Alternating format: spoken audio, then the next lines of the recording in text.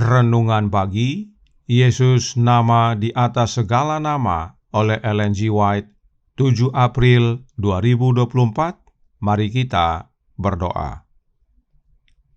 Bapa kami yang di sorga, Allah pencipta langit dan bumi, laut dan segala isinya, Allah yang maha besar, maha kuasa, sumber segalanya, yang kami sembah selalu melalui anak-Mu yang tunggal, Yesus Kristus.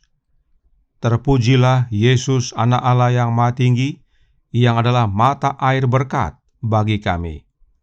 Pada pagi hari ini kami bersyukur boleh bangun dan berbakti, dan sebagaimana membaca dan mendengarkan nasihat firman-Mu, kiranya ini menjadi pembaharuan bagi kami semua untuk membuka hati dan mengizinkan Kristus tinggal dalam hati kami, sehingga kami masing-masing menjadi saluran air hidup bagi sesama. Beserta kami sepanjang perbaktian ini kehendak-Mu yang jadi. Ampun kami akan dosa dan salah, karena kami berdoa hanya dalam nama Anak Allah yang tunggal, Yesus Kristus, yang adalah Tuhan dan Juru Selamat kami. Amin. Renungan hari ini akan dibacakan oleh Saudara Steve Mandang. Kepada Saudara Steve, kami persilahkan. Selamat pagi. Judul bacaan renungan pagi hari ini, Mata Air Berkat, tanggal 7 April 2024. Ayat inti diambil dari Yohanes 4 ayat 14. Demikianlah firman Tuhan. Tetapi barang siapa minum air yang akan kuberikan kepadanya, ia tidak akan haus untuk selama-lamanya. Barang siapa berusaha menghilangkan dahaganya dengan sumber air dari dunia ini, ia hanya akan minum sampai haus lagi. Di mana-mana orang merasa tidak puas. Mereka merindukan sesuatu untuk memenuhi kebutuhan jiwa. Hanya satu yang dapat memenuhi kekurangan itu. Kebutuhan dunia, kerinduan segala bangsa, adalah Kristus. Anugerah ilahi yang hanya dapat diberikan olehnya adalah bagaikan air hidup yang menyucikan, menyegarkan, dan menghidupkan. Yesus tidak menyampaikan gagasan bahwa satu teguk air kehidupan saja sudah cukup bagi si penerima. Dia yang mengecap kasih Kristus akan terus merindukan lebih banyak lagi. Tapi dia tidak mencari yang lain. Kekayaan, kehormatan, dan kesenangan dunia tidak membuatnya tertarik. Seruan hatinya yang tak henti-hentinya adalah, lebih banyak darimu. Dan dia yang menyatakan kepada jiwa betapa pentingnya hal itu sedang menunggu untuk memuaskan rasa lapar dan hausnya. Setiap sumber daya dan ketergantungan pada manusia akan gagal. Wadah air akan menjadi kosong. Kolam-kolam menjadi kering. Namun penebus kita adalah sumber air yang tiada habisnya. Kita dapat minum dan minum lagi, dan senantiasa menemukan persediaan segar. Orang yang di dalamnya Kristus tinggal, mempunyai mata air berkat di dalam dirinya. Sebuah mata air yang memancar sampai kepada hidup yang kekal. Dari sumber ini dia dapat memperoleh kekuatan dan kasih karunia yang cukup untuk semua kebutuhannya. Saat Yesus berbicara tentang air hidup, wanita itu memandang dia dengan penuh perhatian. Yesus telah membangkitkan minatnya dan membangkitkan keinginan akan karunia yang dia bicarakan. Ia menyadari bahwa yang dimaksudkannya bukanlah air sumur Yakub, karena dia menggunakannya terus-menerus minum dan haus lagi. Tuhan, berikanlah aku air itu, supaya aku tidak haus dan tidak usah datang lagi ke sini untuk menimba air. Saat wanita itu berbicara dengan Yesus, dia terkesan dengan perkataannya. Dia belum pernah mendengar pandangan seperti itu dari para imam di bangsanya sendiri, atau dari orang-orang Yahudi. Ketika masa lalu hidupnya telah terbentang di hadapannya, dia menjadi sadar akan keinginannya yang besar. Ia menyadari kehausan jiwanya yang tak pernah terpuaskan oleh air sumur Sikar. Tidak ada sesuatu pun yang pernah bersentuhan dengannya yang mampu menyadarkannya akan kebutuhan yang lebih tinggi. Pertanyaan muncul dalam benaknya. Bukankah ini Mesias yang sudah lama dinanti-nantikan? Dia berkata kepadanya, Aku tahu bahwa Mesias akan datang, yang disebut juga Kristus. Apabila Ia datang, Ia akan memberitahukan segala sesuatu kepada kami. Kata Yesus kepadanya, "Akulah Dia yang sedang berkata-kata dengan engkau." Diambil dari The Desire of Ages 187, 189, dan 190. Demikianlah renungan pagi hari ini. Tuhan Yesus memberkati. Terima kasih atas penatalanan Saudara Steve. Tuhan Yesus memberkati. Selamat pagi saudaraku dalam Tuhan.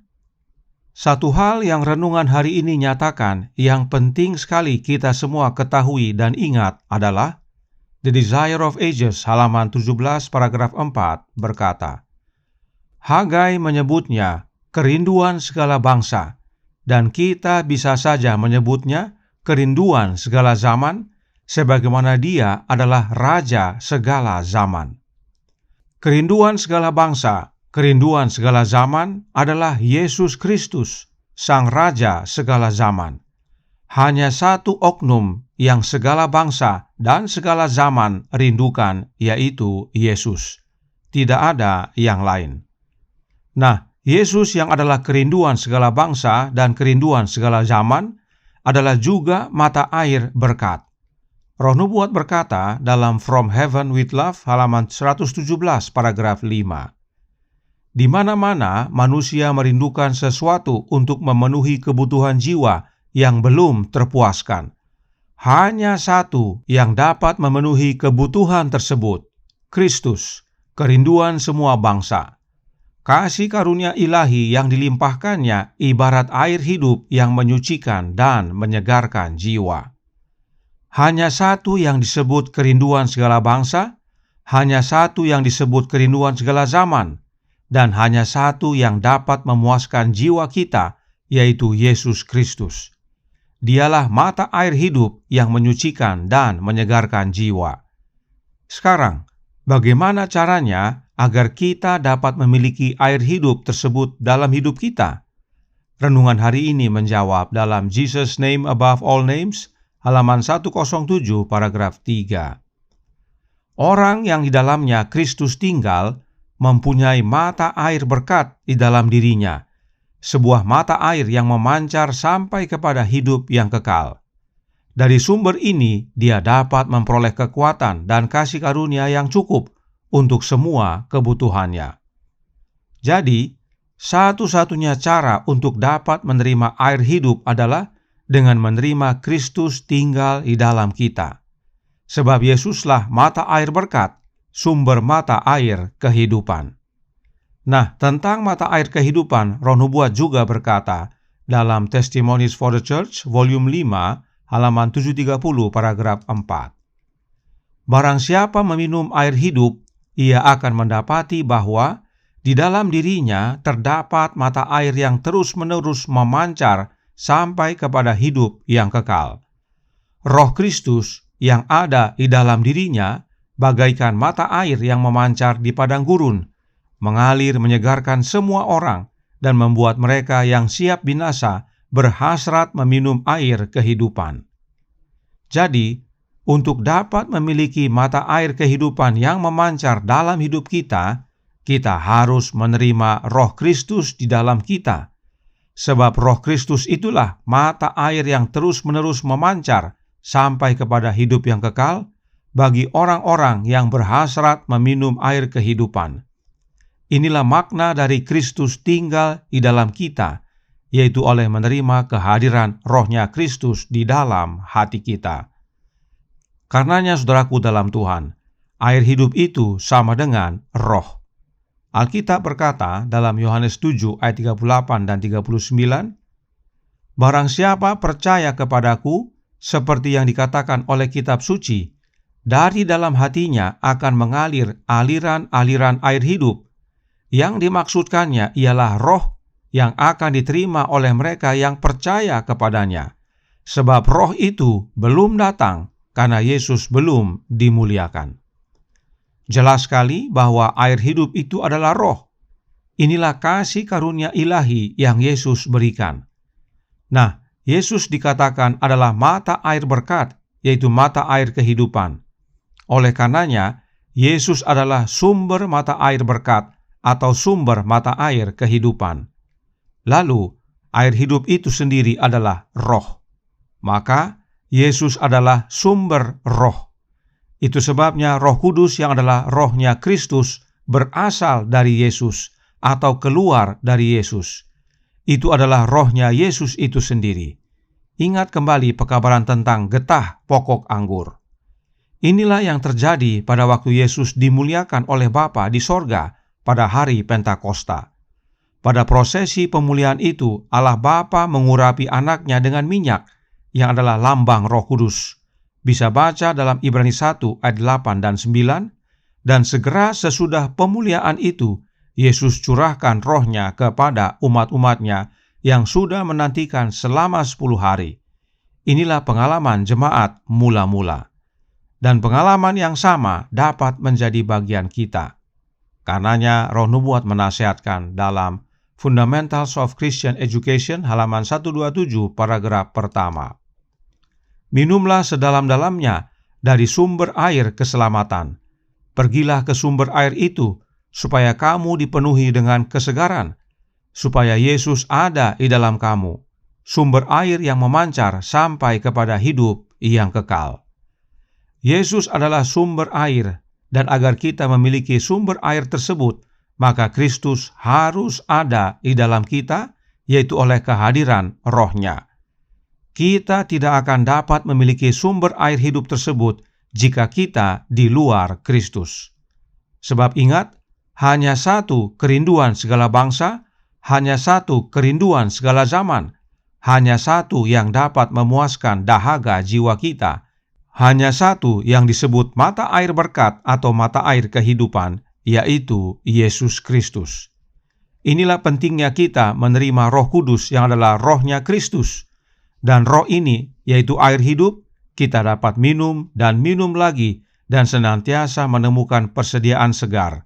Sebab Yesus adalah sumber air hidup, sumber roh yang tidak ada habisnya. Tuhan memberkati, saya bawa dalam nama Yesus. Amin. Mari kita berdoa. Bapa kami yang di sorga, Allah pencipta langit dan bumi, laut dan segala isinya, Allah yang maha besar, maha kuasa, sumber segalanya, yang kami sembah selalu melalui anak-Mu yang tunggal, Yesus Kristus. Terima kasih atas kebenaran indah pada pagi hari ini, bahwa Yesus adalah satu-satunya kerinduan segala bangsa, kerinduan segala zaman, mata air berkat, mata air kehidupan, dan karenanya untuk dapat memiliki sumber mata air ini, kami penting untuk menerima Kristus dalam hati.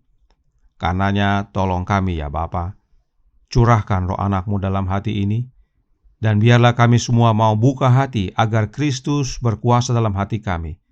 Sebab oleh menerima rohnya, kami menerima air hidup itu, dan kami pun menjadi saluran air hidup bagi sesama.